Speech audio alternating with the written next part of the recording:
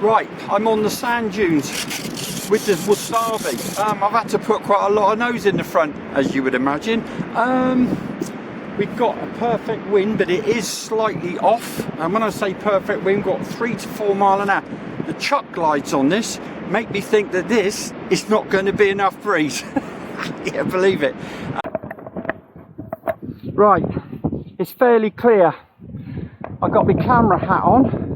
My vibe is, I think I'm going to be walking to the beach pretty quickly. Right, let's see how we go. Oh, hyperstall, but it's flying. But we've got a hyperstall every. Wow, that's interesting. Okay. Right. I've stuck some nose weight in. Let's see what happens. Right.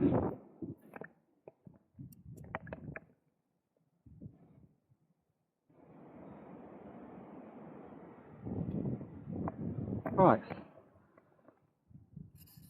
Let's give it another go.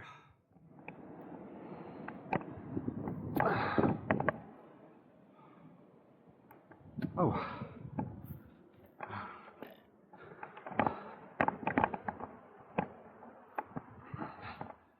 I think it's too much weight.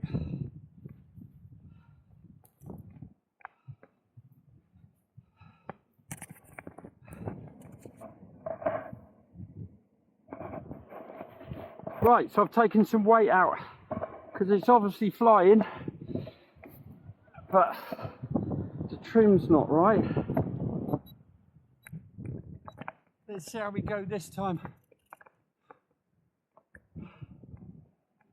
Right, here we go.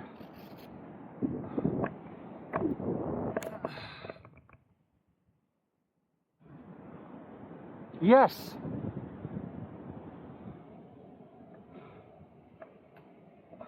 Fucking get in. Right, I've left the weight as the same. Just put some more up trim in.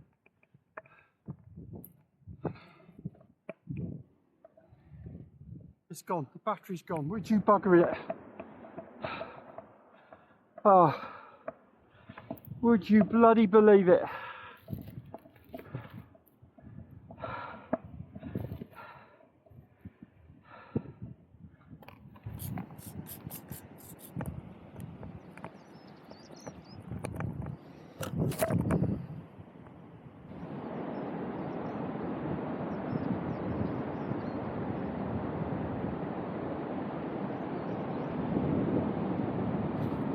Too fucking, there's not enough fucking wind, is there?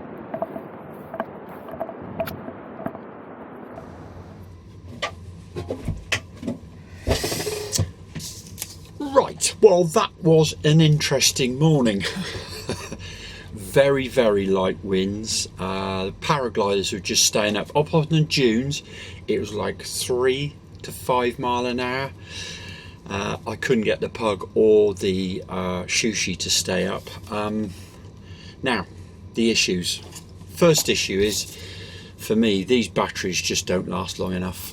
So that's problem number one. Problem number two was after a couple of thumps into the ground, this linear servos have stopped working. Half my fault, I should have covered it right up, but the problem is the arms don't stick up high enough above. So if I'd have had an extended arm moving up and down, but you can't extend the arm. Obviously these are designed for indoors, and what's happened is I've got sand in it, and they're just, no matter how much I blow dried it, it'll try to blow it out. It's just, one of them is jammed solid.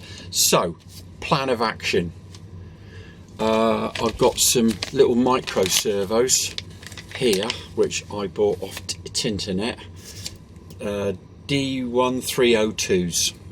They're tiny. Now what I'm planning to do, because space is an issue, I'm going to stick them here. I think I'm just going to put a sheet in here, so sheet the underneath, and I'm just going to sit the servos here. Now, two reasons for doing that is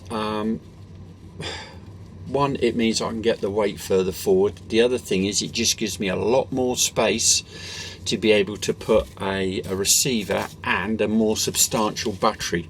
The issue I've got at the moment is most of my e-cigarette batteries, they're just too big, they won't fit in. Now it could be that I end up just making a little blimp in the top to use an little small e-cigarette battery, or I just find myself a little flat pack little LiPo. So I think the next thing to do is I think this top sheeting needs to come off just from the spar forwards, both sides. We'll have this linear servo out. I'm going to have a look at it and see if I can clean it up and use it for something indoors. But I think great idea, but the environment doesn't suit this servo, this little servo package, which is a shame because obviously it's the servos and the receiver. So what I've got to do now is I'm just going to strip it all back and let's see what we can fit in. But I thought it was a promising start, and also I did think to myself this would take a lot more wind than I was expecting. So I reckon up to about a 10-mile-an-hour breeze, this might take it quite nicely. So anyway, it was I can't say it was disappointing. It's what's the saying? It's got legs. So I'm going to crack on with this. Wasabi finished. So we've got standard little, I think they're 3-gram servos or something in there. They are D1302s AFRC nano servos. They were just something I got quick off the internet. So obviously sheeted underneath, not sheeted on top. I have a new hatch because we're going to hatch the whole thing forward of the spar, and then also the other thing I've changed is batteries. So now I've got this cracking 3.7 volt 500 milliamp hour battery, so I know that's going to last a lot longer, because I'm not saying that was one of the issues, but I think, to be honest with you, it's like, that stuff was designed to be flown indoors. We found out pretty quickly it wasn't going to be flown indoors. Well, it's flying outdoors. So anyway, thanks for watching, and I promise the moment the weather gets better, I'll be on a slope somewhere. What I'd really like is little sand dunes. It's not too far for me to walk if it goes wrong. Anyway, catch you soon.